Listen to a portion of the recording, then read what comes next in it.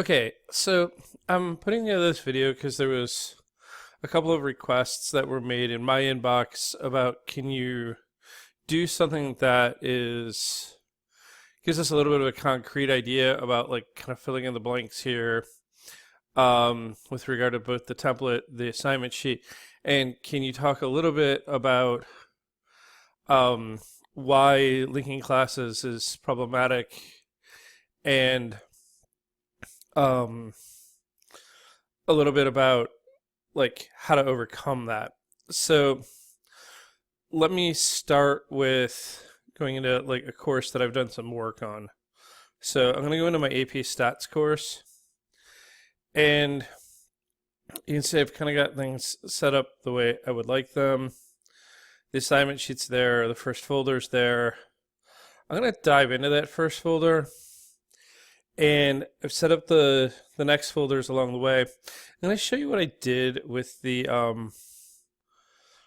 September 3rd folder to give you some ideas of maybe where you can go with this. So my lesson is kind of playing out as a synchronous day that day. So what I did is I actually took this first gathering block, and I want to show you what I did in the editing here. It's going to take a minute to load this. But I actually used this little display inline thing down here so that that gathering block actually stays open. Now, do you have to do that? No, but I did that for a very particular reason. Literally, when my students are jumping into this page on the first day of class, I'm going to direct them to here, and then I've got this big like start here and watch this video.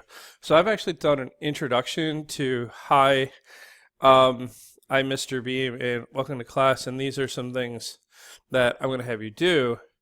And I'm actually having them do something before they come in the Zoom room. Now, do you have to do that? Absolutely not. It's just something I'm playing around with here. And they're going to fill out some data stuff that I'm going to collect from them in a Google form that I'm going to use later in the class. And then literally right here, I put the link that they're going to use to join Zoom. Now, that's what I did with the gathering tag. Lots of other things that you could do there. Like you could have that be materials that are like for a bell ringer or something that you're going to do like quote unquote seat work while there's that like awkward pause while you're in the beginning of the Zoom class, or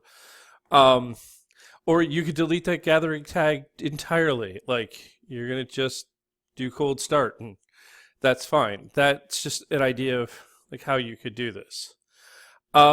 In my lesson plan, the next thing that's happening is I'm going to review an objective for the day, and I'm going to do a little bit of direct instruction.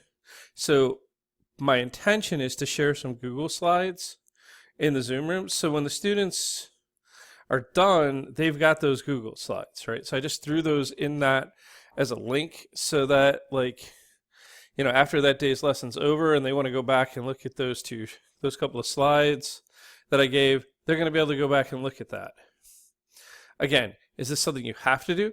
No, it's just, this is the way that like I looked at my lesson and I said, okay, I want to do this. I'm giving them an artifact for their practice. So I'm actually giving them a table of data about movies, and I'm having them do some manipulation about this. So I put that table so that like what I can do is I could tell them, okay, I want you right now to take a minute and take a look at this table. And the table is right there in your Schoology page. So while you're in Zoom, go navigate to Schoology, open up the practice folder, and there's my table. So that's an artifact that they're going to use. And then I do a summary. So I put like, what I do is I go back to the objective. I look at the objective, says, hey, is this what we actually learned today?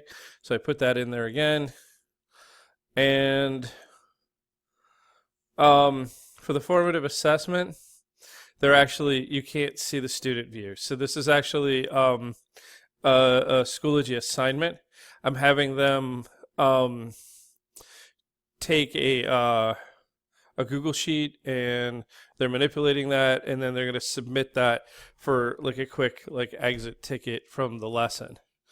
So like anything that I would have given as like a handout or shown as slides during that lesson, I've put in here, and I did that for a couple of reasons. Like part of it is like I don't have a way to hand things to them, so if I put it in here, they can like just go and click on it and boom, there's the table, right? That kind of thinking. The other thing is that if I have a student that's missing and I need to walk them through it, I can actually do this remotely and have a conversation, say, okay, so like go into the instruction tab and it's there. And this allows me to deal with some of the hybriding issues. So this is just kind of like some of my own design. Now, what I don't want people to walk away from today is go, okay, Jim gave us a model of like one way to instantiate this and say, okay, now Jim's telling us this is how we have to set up our courses. Absolutely not.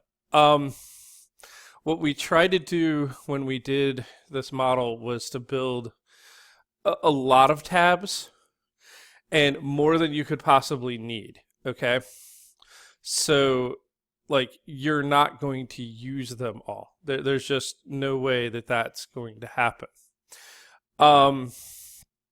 So, in most of your situations, you're actually going to go in and you're going to delete stuff that you're not going to use that day.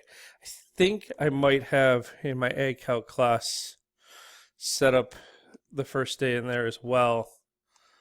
And like you could see, like there's still the gathering piece there with the little video. I did it for them too.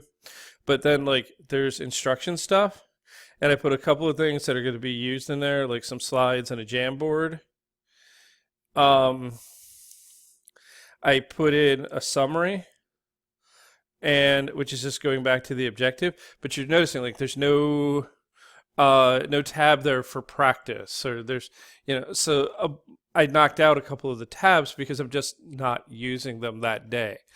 So those tabs are there for you to have something, but it's like there's more than you could possibly use. The reason why we did bigger than smaller is that it's easier to delete stuff from a template than it is to add stuff. And you can put whatever you want in those pieces. You could have it like as a summary or as an instructional resource. The one that we're asking is that there is a formative assessment tab.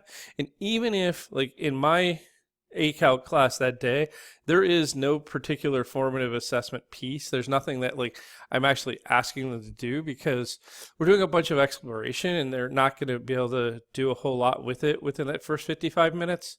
So I literally just put in there that there is no formative assessment for this lesson. That way, if somebody's looking and they're going like, what is it the it of this lesson? There's not a particular task that I need you to be able to accomplish in order to demonstrate that you've mastered this particular lesson. Now, so this is one where I've scaled it down a bit because these guys are operating at like a way higher frequency and they're not going to do as many tasks during a period because their tasks are just much more complex. So again, this is a really loose thing. The analogy that I keep using to try to get people's heads around this is if you think of like development housing, okay? So like where I grew up, it was like post World War II developments, and they were like these little cookie cutter houses. And all of the houses are different. They're all a different color. They're all decorated by the owner in a different way. It really could be homey for everybody. But the layout of all the homes was exactly the same. Okay, so like when you walked in the door, when I played at my friend's house 4 houses down, I never had to ask where the bathroom was because it was in the same place. It was in my house. And this is what we're trying to accomplish with the template. It's like we're not trying to teach you, not trying to get you to modify your instruction or shape it in any way, shape, or form. We're just trying to make sure that the presentation is cohesive from class to class. The way you teach is the way you teach. The way you use these blocks is the way you use these blocks. It's just a matter of, we want it so that when a student leaves one house and goes to the next one, they don't have to reorient and re-navigate to a whole reality of where's the button at. So we're trying to put all the buttons in the same place. What the buttons do, completely up to you. Okay. Similarly with the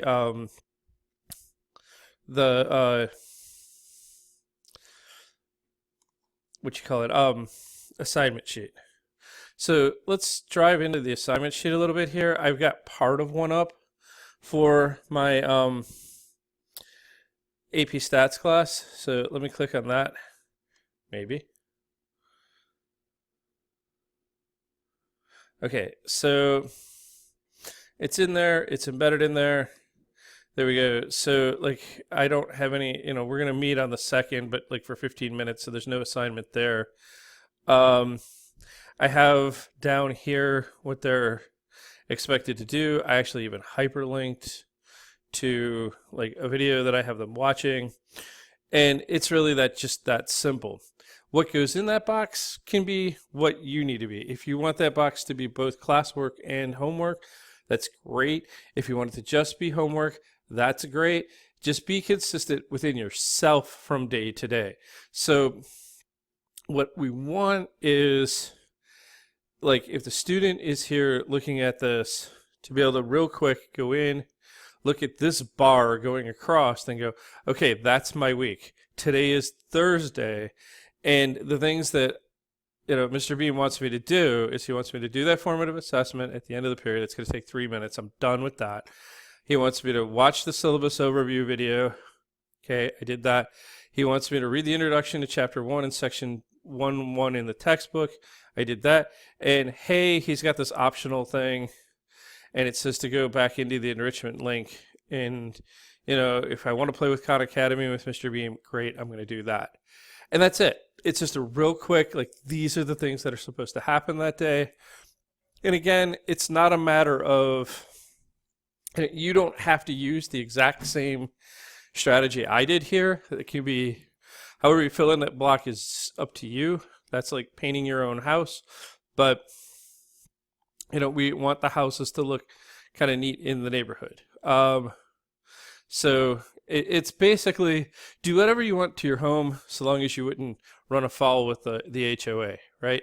That's kind of the analogy if we extend it to its greatest extent. All right, so I'm going to actually bring up a little bit of a tool that I use when I teach math for a second here to try to explain something, because this is one that like people are tripping on and it gets a little bit wonky. So hold on, let me bring up something and we'll try to get this across. Okay, so welcome to Mr. Beam's version of Khan Academy here. All right, so here's something that's a shift. We're changing the way we're using Schoology, and it's a bit of a head shift. Most of us, myself included, basically last year used Schoology as a sophisticated file cabinet where we could put stuff for our course that we could go back to and our students could go back to, and it was like the ultimate like missing work folder. You could go and you could find everything that I ever gave you, and you can go and find it, and it's great. But what we did, and if you're like me, is you organized it by unit and topic. And this is great from the teacher perspective.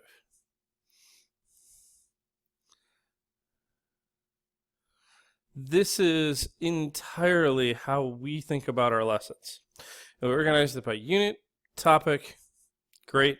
And then the student walks in and we direct them in the room where the stuff is inside Schoology for that Schoology for that unit and topic. And it becomes kind of like a big file cabinet. It's like a file server. Okay, it serves up the files when you need them. The problem is that this is fine so long as we are working in-person instruction. And honestly, if it's hybrid, like an actual hybrid type instruction situation, it probably would work pretty well. What OSG and most people who do online instruction are saying, and I've been through like several PDs on this, like one from North Carolina State and a couple other places this summer, is that really the way a student thinks about their course load is they think about it in terms of days and weeks. They're thinking about like, what are the tasks that I have to do today? Where do I have to be on this day and in this week? And as much as we would like them to have this lofty idea that they're following unit and topic with us, they're really not. And this is an abstraction, and this is really, really concrete for them. So the problem becomes that we have to kind of shift our thinking, because we're no longer building a file server here, but we're actually building a vehicle that will manage both synchronous online instruction and asynchronous online instruction, because that's what we're going to be doing for like several weeks here. And this is going to be like, this is completely different than in-person stuff, because instead of us having them in the classroom and say, okay, in Schoology, go here, we're literally going to have them go, okay, I'm not in the classroom, I go to Schoology to get to the classroom. Totally different way of thinking. So this is kind of an upside down world. And this is where like the linking of classes question comes in. Okay, so linking of classes was awesome so long as we were in units and themes and the way teachers think. Because what I could do is I could set up one section with Unit 1, Lesson 1, Unit 1, Lesson 2, so forth and so on, and then have that section linked to my other section, and it would show the exact same thing, because that's how things were organized. And it was glorious because I could set up one Schoology page and have it flow into all of my sections. Now, I have to admit, I'm a little jealous of people on this because I've never taught two sections of the same thing, but I hear it was awesome. Okay, now, here's the problem, and it is a unique problem to Garrison Forest School. Probably a lot of independent private schools. One, in order to get this to the student perspective, we're doing weeks and days. And this is because this is how our students think about their lives. They think about it, today is Monday, and these are all the things that I need to do on Monday. And this is Tuesday, and these are all the things that I'm thinking about Tuesday. They're not thinking, okay, I'm in Unit 2 of Mr. Beam's class, which is on continuity, and they're just not thinking that way. It's just not how their daily life works. This gets coupled with a rolling schedule. Okay, so we have 5 out of 7 of our courses are meeting a day. So this is going to be a problem because, like, it can't work this way, right? Because my one class meets on Monday, Wednesday, Thursday, Friday, and my other class is meeting on Tuesday, Wednesday, Friday, and then the following Monday. So this is just like the rolling schedule is part number 2. Now, it is possible that this could happen and you could make this all work, and weeks and days and rolling schedules would work nice and neat on their own. But then when you do that, you can't have linking in there. It won't work. If your organization is by weeks and days instead of units, with a rolling schedule, linking becomes impossible. Okay, so one of these had to give. We just spent a lot of time redoing this, so that one's going to stay. We're making the argument that this is best for our students because it's from their perspective. That rather than having them try to figure out what unit am I in Mr. Beam's class and what topic am I under that, I just have to know that today is Wednesday. And I can go and find the Wednesday folder. And that's where basically you only get 2 out of 3 of these. You either get the rolling schedule and the weekday template. You can have the weekday template and linking, but no rolling schedule. Or you can have linking in the rolling schedule like we did before without the weekday template. 2 out of 3, that's all you get. It's a logical, it stops there. So the question is, this is going to increase teacher load because in the end of the day, I recognize it, you recognize it. If you teach multiple sections of the same thing, linking was glorious. I get it. I totally get it. I get it more than the next person. So I dug in and I tried to figure out how can we maintain these 2 and try to minimize the carnage that comes from not having this. Okay? Now, those of you who teach like every section's different every way, you're like, what is he talking about? I do this all the time. But those of you who have like 3 of the same prep are like, you're costing me a lot of time here. So let me go back to Schoology and talk a little bit about how I would deal with that. Okay, so I'm now back in Schoology, and a handful of you got like a really rough video of this from me before, but I'm going to show you something, okay? I'm going to go into my BC Calc folder. Okay, I'm partway set up there. I don't have anything in this folder yet. See, it says MMDD, okay, and I click in there, and there's all of the weekday folders, nothing in them. All he's done is just brought it down from the template, right? Okay, so that's in BC Calc. So I'm going to scoot over to another course that I haven't done much in, which is my engineering and design course. Okay, like there's nothing there.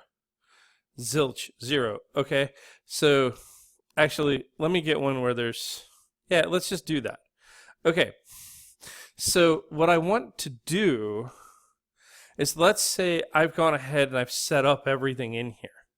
Okay, so I've gone and now I have everything's awesome. Okay, so I'm just going to rename this, the title of this to this folder is awesome. Okay, and I'm going to go inside here and I'm going to rename this day to this day is the best day in the awesome, in the excellent folder. All right. So let's go up here for a second.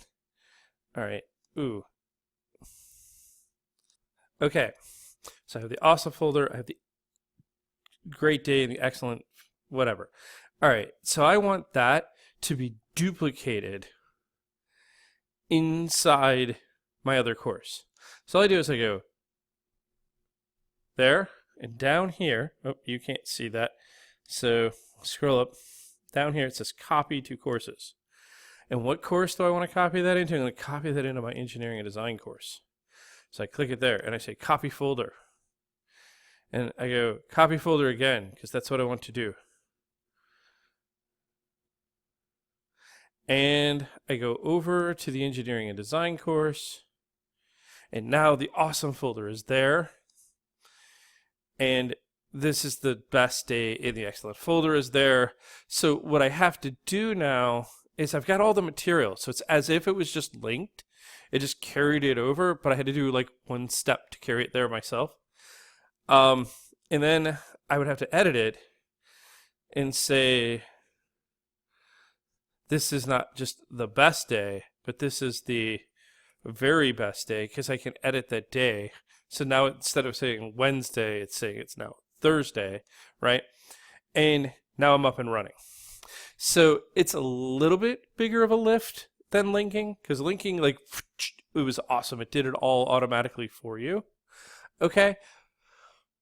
But it's not as quick entirely, but it's not as bad as you have to recreate everything in both Schoology folders, right? So it's like you do it in one, and then you say copy to course, put it in the other one, and then just readjust the dates. And it should work. It should be almost exactly as it would as if it was linking. Now, last thing I'm going to say is we know we don't have this perfect. And we know that there are some adjustments that we already want to make, and some of these have been put in the FAQs, which are in the resource folder there. So please go look at those. And I know there's some discussion about the assignment sheet, and there's some discussion about some other things. And really what I want to emphasize is a couple of things. One, this is a place where we're just giving some structure so that students, when they go from course to course, feel like they know their way around the neighborhood without having to do too much of a mental lift to try to figure out, like, what unit am I in this course and where's the material? I'm lost. I'm confused. They want to walk in. They want to go, today is Tuesday. That's Tuesday on the assignment sheet. And that's Tuesday. That's my Tuesday folder. And I'm good to go. I know where I am and I know where I belong.